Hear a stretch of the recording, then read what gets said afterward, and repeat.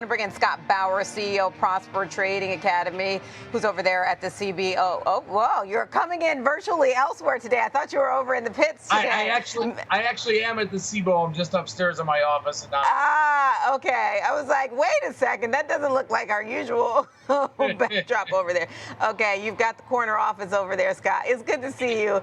All right, let's start out with your take on this week's strength that we've seen in the equity market. Are the bulls turning a corner from your point of view? Unfortunately, I can't say that. I'd love to. And, it really is just so dependent, Diane, on the news flow. And we know that. I mean, we've talked about that ad nauseum.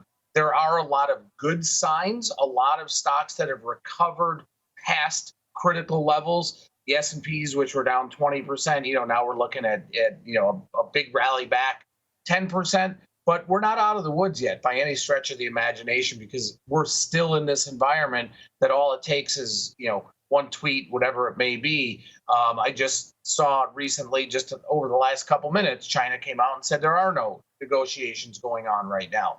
So, we don't know. Now, the fundamentals of the marketplace, I think, are in a fairly good place. So if we were able to remove the news flow, if we were able to remove, what we're seeing in this current environment, I think we'd be okay. But I think it's way ttoo early to say we're out of the woods.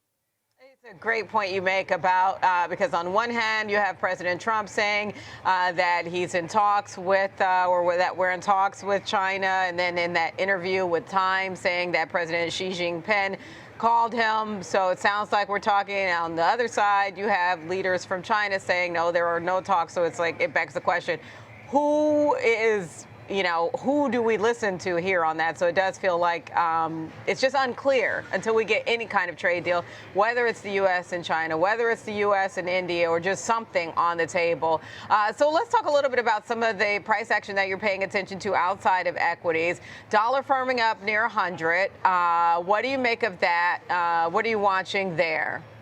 So it's all a matter of the level of uncertainty just easing a little bit, compared to where we were a week, 2 weeks ago, where the news flow was pretty much constant negativity.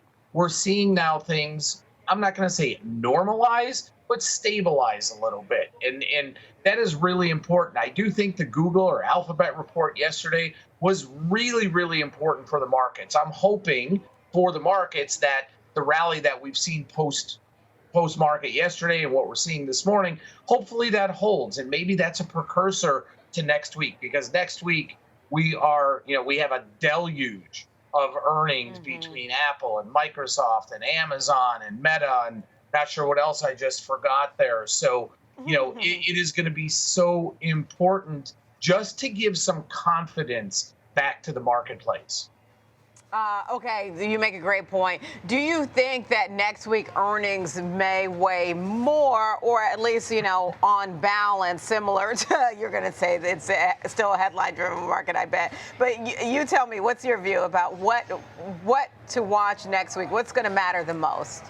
It is a headline-driven market. However, if we get some decent reports out of those big four, that could really set a stage then for a rally, unless it's derailed by, excess tariff news. So up until this point, it has been all news driven. The individual earnings that we've seen really haven't made a difference in the overall market. I do think for sentiment, the Alphabet earnings are really good, and hopefully we can continue that next week. But we still know that, we're literally a second, a minute, an hour away from some news flow that can really derail or direct this market. And, one thing I want to say, because I spent the majority of my day yesterday down in the VIX pit here, even though we're seeing the volatility index in VIX, well off its highs, kind of back to the mid to higher 20s right now, which historically is really, really high.